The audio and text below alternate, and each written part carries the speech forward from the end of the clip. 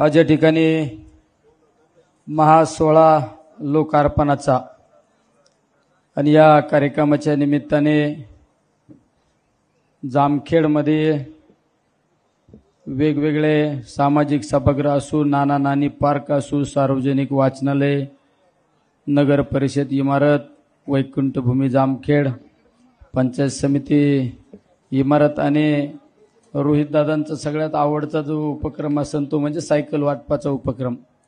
या कार्यक्रमासाठी ज्यांनी खास करून उपस्थिती दाखवली ते संसदेतले अभ्यासू खासदार म्हणून ज्यांच्याकडे पाहिलं जातं आणि मोबाईल खासदार म्हणून धाराशिवमध्ये अतिशय चांगल्या पद्धतीने काम केलं जातं आणि एक आक्रमक चेहरा असे आपले सर्वांचे नेते खासदार ओमराजे निंबाळकर आणि ज्यांच्या उपस्थितीमध्ये आणि ज्यांच्या माध्यमातून प्रेरणेतून हे सर्व सामाजिक असू सार्वजनिक उपक्रम या परिसरामध्ये नव्हे या मतदारसंघामध्ये होत असतात असे आपले सर्वांचे नेते आदरणीय रोहितदादा आणि व्यासपीठावरील सगळेच मान्यवर, कारण इतके नेते मंडळी बसलेत व्यासपीठावर, एवढ्यांचे नाव घेत बसलो तर 4 नाव जरी हुकले तर म्हणताना याचं काय काम आम्ही केलं नाही का, आता याचं पुढल्याच उलटच काम करू,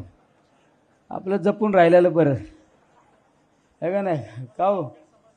त्याच्यामुळे सगळेच व्यासपीठावरील मान्यवर आणि समोर बसलेले सर्व आमचे ज्येष्ठ श्रेष्ठ आमचे तरुण सहकारी आणि आमचे लहान लहान सगळे लहान बालगोपाळ मित्र, दादांनी आता या ठिकाणी भाषणामध्ये या मतदारसंघामध्ये ज्या 5 वर्षामध्ये विकासाची गंगा प्रत्येक घराघरापर्यंत पोहोचवण्याचं काम दादांनी केलं आणि त्याच्या बाबतीतली काही माहिती सुद्धा या ठिकाणी दिलेली आहे. खऱ्या अर्थाने रोहितदादा या मतदारसंघामध्ये आमदार झाल्यानंतर आमदार आणि जनता हे एक कुटुंब म्हणून रोहितदादाने या परिवाराकडे पाहिलं. जामखेड कर्जत हा माझा परिवार आहे आणि त्या परिवारातल्या सुखात दुःखात सार्वजनिक प्रश्नामध्ये मी सहभागी झालं पाहिजे, त्यांच्या छोट्या छोट्या अडचणी सुद्धा सोडवल्या पाहिजे ह्या हेतूने काम करणारा हा तुमचा आमचा सर्वांचा नेता आहे. तुमचं जामखेड कर्जतकरांचं खऱ्या अर्थाने भाग्य, इतका कार्यतत्पर अनेक कुटुंब प्रमुखाची यशस्वी जबाबदारी पार पाडणारा आपल्याला हा नेता मिळाला, आमदार मिळाला, हे तुमचं आमचं सर्वांचं भाग्य आहे. वास्तविक पाहता आरोग्याच्या बाबतीत सुद्धा इतक्या तुमची सर्वांची काळजी घेतली जाते. या भागामध्ये प्रत्येक परिसरामध्ये दुर्गम भागामध्ये ॲम्ब्युलन्स असू, आरोग्याचे कोणाचे डोळ्याचं ऑपरेशन असू, काही इतर मेजर ऑपरेशन असू, ते ऑपरेशन सुद्धा चांगल्या हॉस्पिटलमध्ये न्यायचं, ऑपरेशन करून त्या पेशंटला घरी आणून सोडायची, एवढी सेवा देणारा नेता तुम्हाला आम्हाला लाभला, हे सगळ्यांचं आपलं भाग्य. रोहितदादाने आता काहीतरी सांगितलं, आता काय मला थांबवायसाठी वेगवेगळे उपक्रम चालू आहे. दादा तुम्हाला कोणी थांबित असतं का?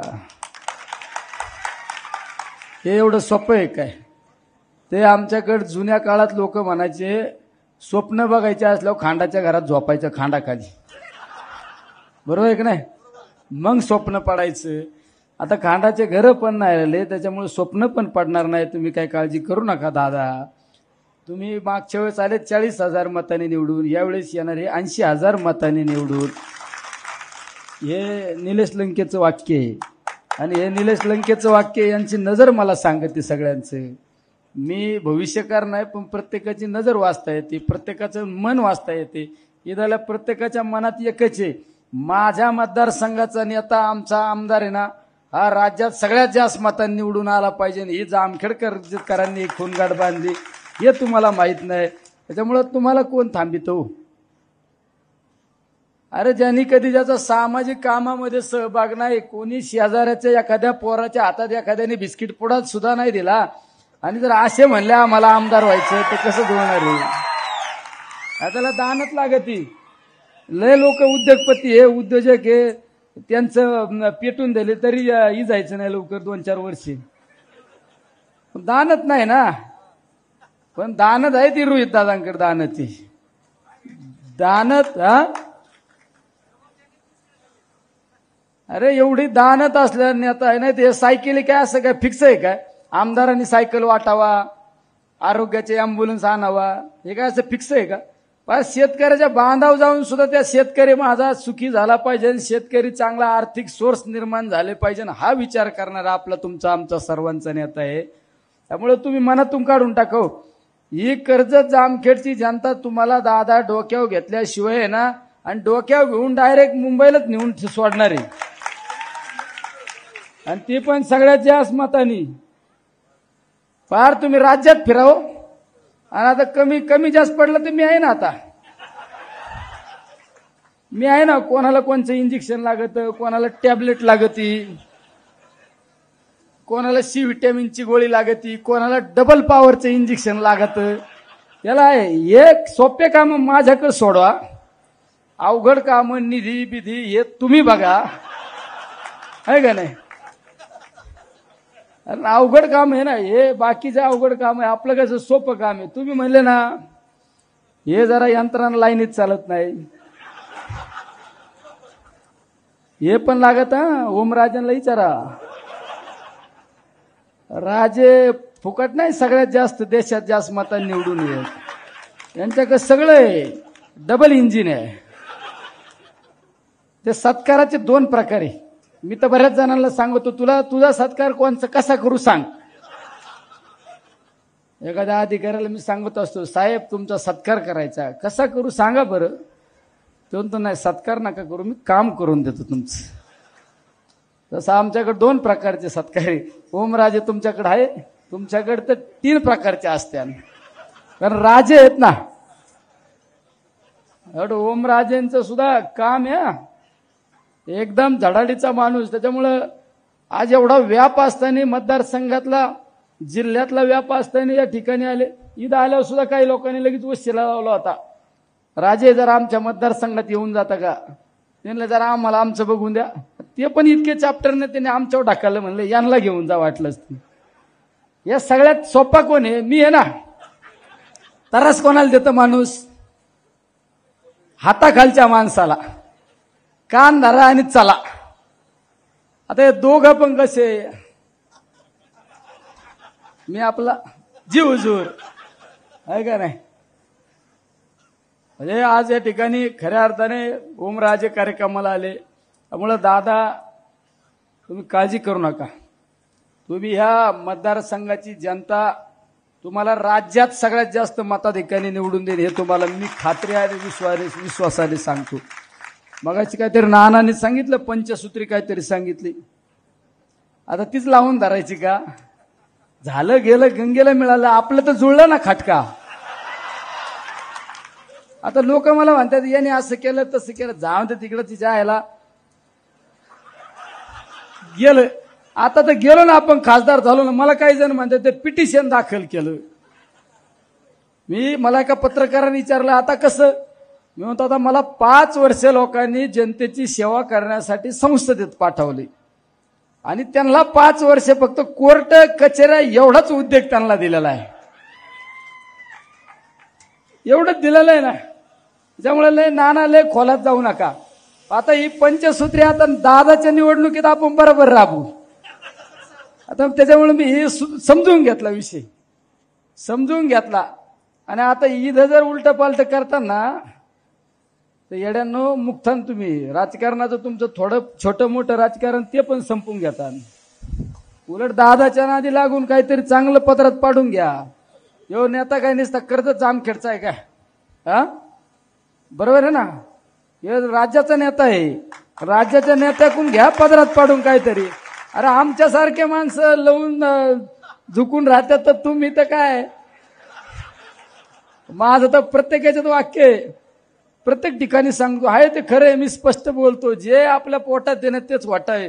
मी तर सांगतो बऱ्याच जणांना, सगळ्यांच्या नादी लागायचं, सगळ्यांच्या. माझ्या पण लागा, अजूक तिसऱ्यांच्या लागा, पण पवारांच्या कधी नादी लागू नका. आपली जिथं संपत्ती ना हे तिथून त्यांची चालू होती. पवार गप काय हे सुद्धा कळत नाही, पवार हसले का हे सुद्धा कळत नाही, आणि पवार रागवले का हे सुद्धा कळत नाही. त्याच्यामुळं आपलं चाललंय ना आपत्तीत सगळ्यांची. चालून द्या तशीच माझी विनंती आहे. सगळे तुम्ही माझ्यासारखेच आहे, भोळे आहेत, पण डोक्यात काय हवा जाऊन देऊ नका.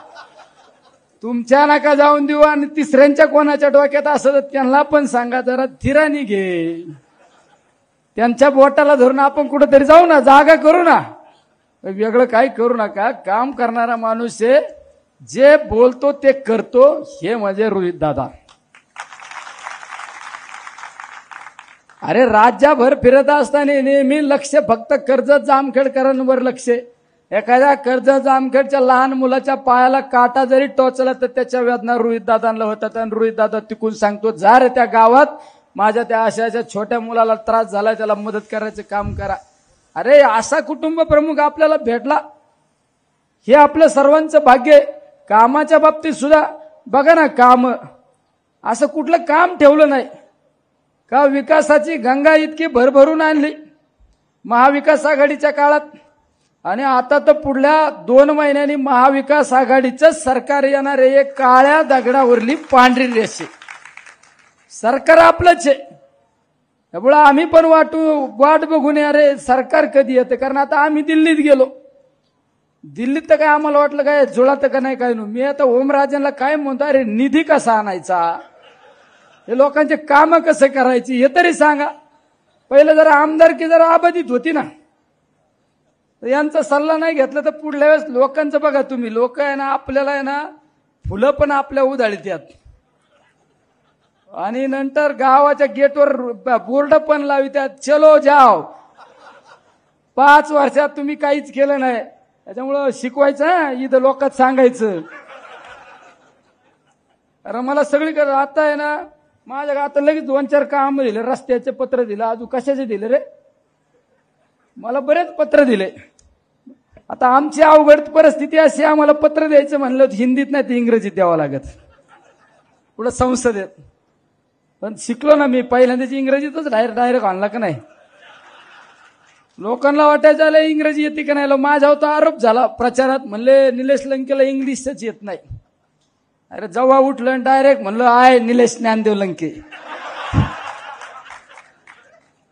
अरे काय अवघड आहे सांगा ना. त्याच्यामुळे निश्चित आपण या 5 वर्षामध्ये येणाऱ्या काही जे का प्रलंबित प्रश्न असतात, प्रधानमंत्री ग्राम सडक योजना असली तर मी आहे भक्कम.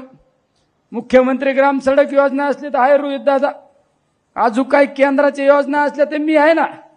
मी बरोबर जुळीत असतो, तुम्ही काय काळजी करू नका. बरोबर यंत्रणा लावित असतो. आणि या मतदारसंघामध्ये राज्य आणि केंद्राचं भरभरून असं आपण निधी आणू. या तालुक्यातील जे राहिलेले प्रलंबित प्रश्न आहेत, थोडेफार प्रश्न, ते येणाऱ्या कालखंडामध्ये सोडवण्याचं काम केलं जाईल. हा या ठिकाणी शब्द देतो. आणि तुम्हाला सगळ्यांना सांगतो, जाता जाता प्रत्येकाने या ठिकाणी एक अशी खूणगाठ बांधायची, आपला हा नेता राज्यात सर्वाधिक मताने निवडून आला पाहिजे. आणि यासाठी आपण सर्वांनी प्रयत्न करा. अरे 5 वर्ष तुमच्यासाठी झिजला, 5 वर्ष तुमच्यासाठी वाहून घेतलं. आता आपल्या नेत्या वेळ आहे ना, आपण सगळ्यांनी त्यांच्या पाठीशी खंबीरपणे उभे राहिलं पाहिजे. हेच या ठिकाणी सर्वांना आश्वासित करतो. थांबतो. रामकृष्ण हरी. हा, हे विसरायचं नाही.